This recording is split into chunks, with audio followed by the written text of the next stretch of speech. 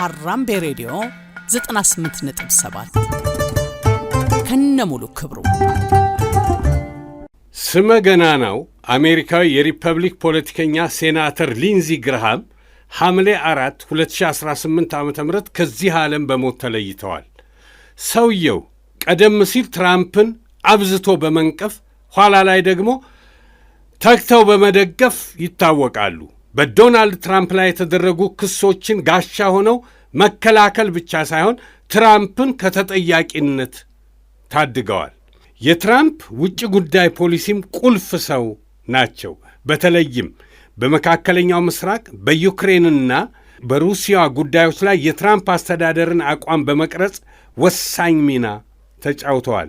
የሴኔቱ የፍትህ ኮሚቴ ሰብሳቢም በመሆናቸው ወግ አጥባቂ የፌዴራል ፍርድ ቤት ዳኞችን ሹመት በማጽደቅ ቁልፍ ሚና ነበራቸው። ይህ ሰው አሜሪካ አገልግሎታቸውን አጥብቃ በምትፈልግበት ወሳኝ ጊዜ ሕመማቸው ሳይሰማ ሞታቸው ታውጇል። አሜሪካ በኢራን ጦርነት ተወጥራ በዩክሬን ጉዳይ ከራሻ ጋር የገባችበት እሰጥ አገባ በተባባሰበት ሁነኛ ሰዓት ላይ መሞታቸው ለአሜሪካ ፖለቲካ ትልቅ ጉድለት ነው። ድንገተኛው የሴናተሩ ሕልፈት ግን ጥርጣሬ መቀስቀሱ አልቀረም። ከመመንጠር መጠርጠር ካሉት ሰዎች ውስጥ የሚዳስ ተች ኔትወርክ መስራቹ ቤን ሜይሴላስ ይገኝበታል። ቤን ሜይሴላስ የጋዜጠኝነቱን ዓለም ከመቀላቀሉ በፊት ጠበቃ ነበር። በዓለም አቀፍ ደረጃ ዝነኛ በሆኑ የፎረንሲክ ፓቶሎጂስቶች የተከናወኑ በመቶዎች የሚቆጠሩ የሁለተኛ ደረጃ የአስከሬን ምርመራዎችን በበላይነት ተከታትሏል። ስለዚህ ጥርጣሬው ከሜዳ የበቀለ ሳይሆን ካሳለፈውና ካለፈበት የሙያ ዘርፉ የሚቀዳ ነው። በተለይ ኢራን የአያቶላህ ኻሜኒን ሞት እበቀላለሁ በምትልበት፣ ራሻ የአሜሪካንን አቅም አዳክማለሁ የሚል ዛቻ በምታስተጋባበት አጋጣሚ የሴናተሩ ሞት ከጥርጣሬም በላይ ስጋት ቢያስከትል እምብዛም አያስደንቅም። እናስ የ71 ዓመቱ ሴናተር ሊንዚ ግርሃም በተፈጥሮ መሞቱ ወይስ በተቀናጀ ጥቃት ተገደሉ? ከሐራምቤ ጋር ቆይታ ካደረጉ ፍንጭ ያገኛሉ። የዋሽንግተን ዲሲ የሕክምና ቢሮ የመጀመሪያ ደረጃ ምርመራ ሪፖርትን ዋቢ ያደረገው ፎክስ ኒውስ ሴናተር ሊንዚ ግርሃም የሞቱት በአርቲዮ ስኮራቲክ ካርዲዮቫስኩለር ዲዚዝ ወይም በልብና የደም ዝውውር በሽታ ምክንያት በተከሰተ የደም ቧንቧ መበጠስ ነው የሚል ዘገባ ሰርቷል። ቢሮው ባስተላለፈው መልእክትም የሞት የምስክር ወረቀቱ ሙሉ የቶክሶሎጂ ወይም መርዝና የህብረ ሕዋስ ምርመራዎች እስኪጠናቀቁ ድረስ በሂደት ላይ ይቆያል። የሞታቸው ትክክለኛ መንስኤ በግልጽ የሚታወቀው ያኔ ነው ብለዋል። ሴናተር ሊንዚ ግርሃም ዓርብ ዕለት በዩክሬን ነበሩ። ወደ አሜሪካ ከመመለሳቸው በፊትም በዚያ ጋዜጣዊ መግለጫ ሰጥተዋል። ወደ አገራቸው ተመልሰው ግን ቀናትን እንኳ አልቆዩም። ከመሞታቸው በፊት ለመጨረሻ ጊዜ በስልክ የተነጋገሩት ከዶናልድ ትራምፕ ጋር እንደሆነ ተመላክቷል። ዶናልድ ትራምፕም ይህንኑ አረጋግጠው በወቅቱ ግን ግርሃም በጣም ተዳክመው እንደነበር ፍንጭ ሰጥተዋል። ሁለቱም ሰዎች ስለ ዩክሬን በሩሲያ ላይ ስለሚጣለው ማዕቀብና አሜሪካ በኢራን ላይ ስለምትወስደው አዳዲስ የአየር ጥቃቶች ተወያይተዋል። ከስልክ ጥሪው በኋላ ግርሃም ጤንነት እንደማይሰማቸው ለአንድ ሰው ቢናገሩም እሁድ በቴሌቪዥን ፕሮግራም ላይ ለመቅረብ ፕሮግራም ያዙ። ከቴሌቪዥን መርሃ ግብራቸው በኋላም ሕክምና ለመውሰድ ራሳቸውን አዘጋጁ። በወቅቱም በቀልድ መልክ እንዲህ ብለው ነበር። አሁን መሞት አልችልም። ገና በሩሲያ ላይ የሚጣሉ ማዕቀቦችን መፈጸም፣ የኢራንን ጉዳይ መቋጨት፣ የእስራኤልና የሳውዲን ግንኙነት ማስተካከል አለብኝ። ከሰዓታት በኋላ ግን ከዚህ ዓለም በሞት ተለዩ። የሴናተር ሊንዚ ግርሃም ቢሮ ማምሻውን በአጭርና በድንገተኛ ሕመም ምክንያት ሞታቸውን አረጋግጦ ቤተሰቦቻቸው ለሚደረግላቸው ማጽናኛ ሁሉ ምስጋናቸውን ለግሰው ግለሰባዊ ሐዘናቸውን በነጻነት እንዲወጡ መጠየቃቸውን አስነበበ። ዶናልድ ትራምፕም ከሚያውቋቸው ታላላቅ ሰዎችና ሴናተሮች ዋናው ከዚህ ዓለም በሞት በመለየታቸው የተሰማቸውን ሐዘን ገልጸው ሥራቸውን በትጋት የሚከውኑ እውነተኛ አሜሪካዊ አርበኛ ሲሉ አሞካሽተዋቸዋል። በአሜሪካ የሚገኙ ሁሉም የሀገሪቱ ሰንደቅ ዓላማዎችም በግማሽ ዝቅ ብለው እንዲውለበለቡ ትዕዛዝ ማስተላለፋቸውን በማኅበራዊ ገጻቸው ላይ ለጥፈዋል።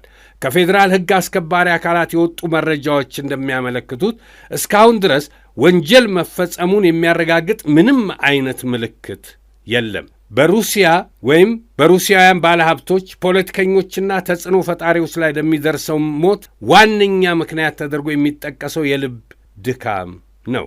ብዙዎቹ ምክንያቶች በውስብስብ ቴክኖሎጂ በታገዙ ምርመራዎች ሲጣሩ ግን አብዛኞቹ በተፈጥሮ መንገድ የተከሰቱ አይደሉም። ሲአይኤ ልብ ድካም ሊያስከትል የሚችል የራሱ የሆነ ረቂቅ መሳሪያ የቀረጸ ሲሆን በመላው ዓለም የሚገኙ የውጭ አገር የስለላ ድርጅቶችም የዚህ አይነቱን ቴክኖሎጂ የመጠቀም አቅም አላቸው። በሚሊተሪ.com ላይ ኸርት አታገን ኤ ኮልድ ዋር ዌፐን ፎር ታርጌትድ አሳሲኔሽን በሚል ርዕስ የቀረበው መጣጥፍ በቀዝቃዛው ጦርነት የታለመላቸውን ሰዎች ለመግደል ሲአይኤ ያዘጋጀው መሳሪያ እንዳለ አረጋግጧል።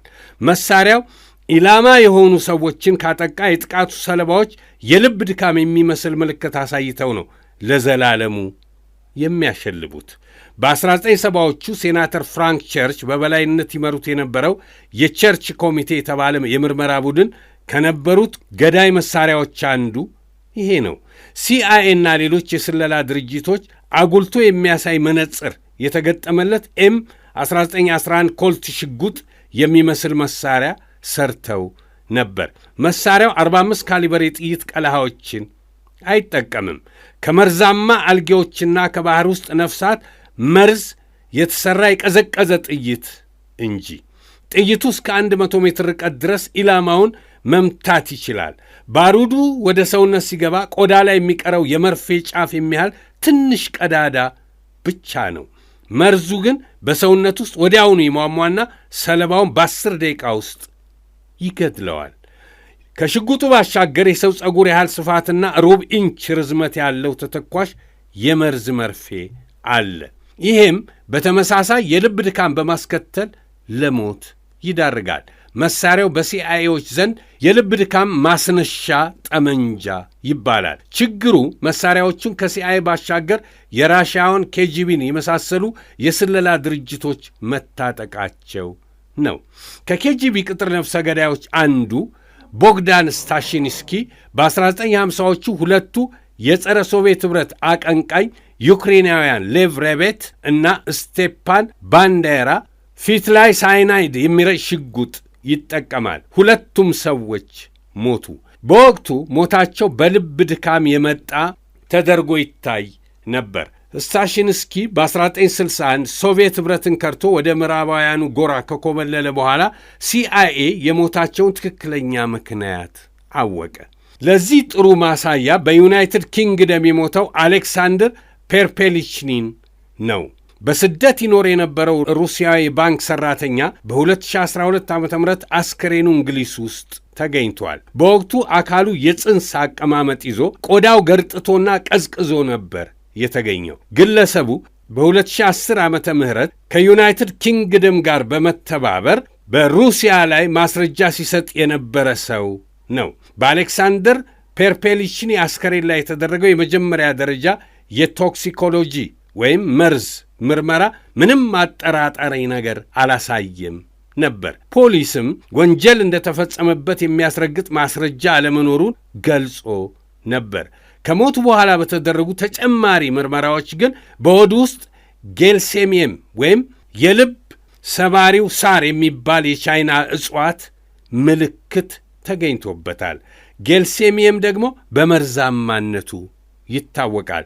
ይህ በብሌክ ስቴልዌል ተጽፎ ሚሊታሪ.com ላይ የወጣው ዝርዝር መረጃ ለንባብ በበቃ አንድ ሳምንት ውስጥ ሴናተር ሊንዚ ግርሃም ለሞታቸው የቀረበው ምክንያት ከልብ ድካም ጋር መያያዙ በአሜሪካን ፖለቲከኞች ዘንድ አሳሳቢ ሆኗል።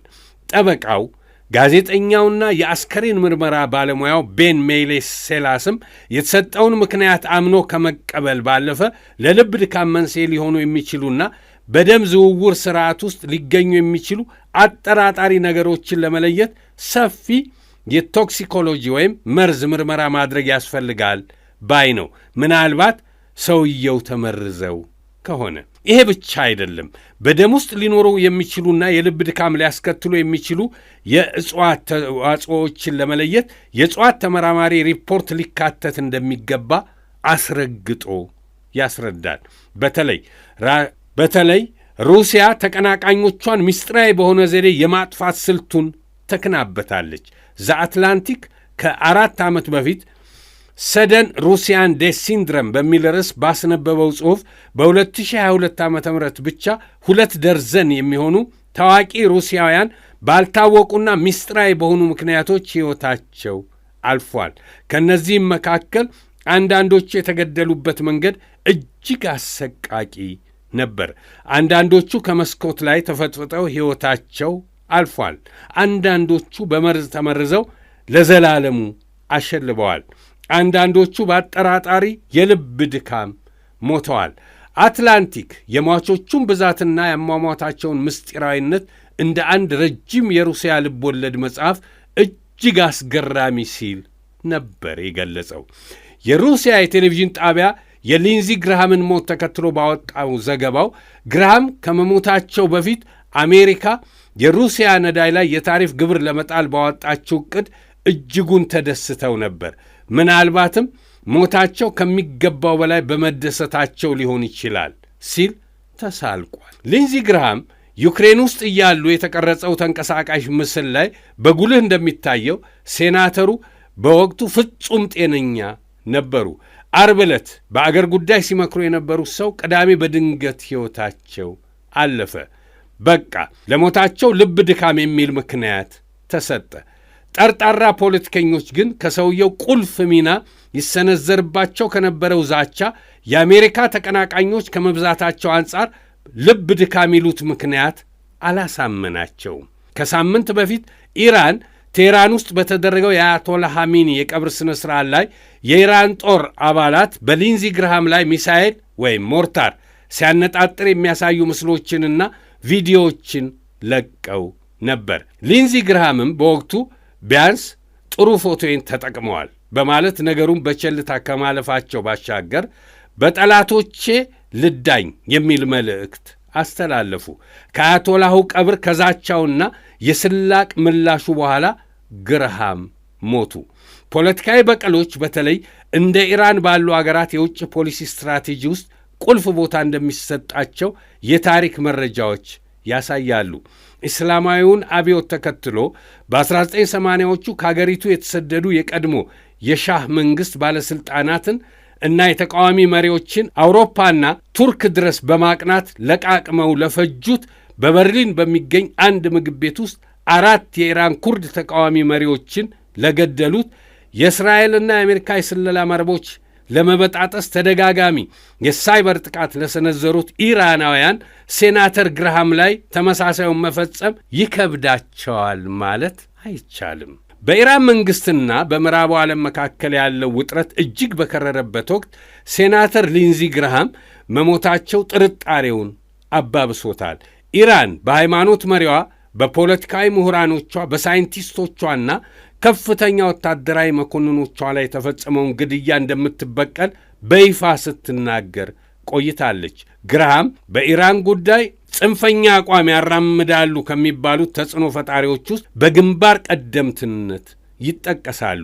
ይኸው የፖለቲካ ቅራኔ ኢራኖችን በግልጽ የዛቻ መልእክት እንዲያስተላልፉባቸው አድርጓቸዋል። ዛሬ ሞታቸው ተፈጥሯዊ ቢመስልም በብዙዎች ዘንድ እንደ አድብቶ መግደል ተቆጥሯል። ኢራን ከራሻ ጋር ያላት የጠበቀ ወታደራዊና የስለላ ግንኙነት ውስብስብ የሆኑ ባዮኬሚካል ጥቃቶችን ለመሰንዘር ያስችላታል ተብሎ ይታሰባል። ሌሎች የላቁ ግድያዎችን ለመፈጸም የሚያበቃት የቴክኖሎጂ ድጋፍ ከሞስኮ የምታገኝበት ዕድልም ሰፊ ነው።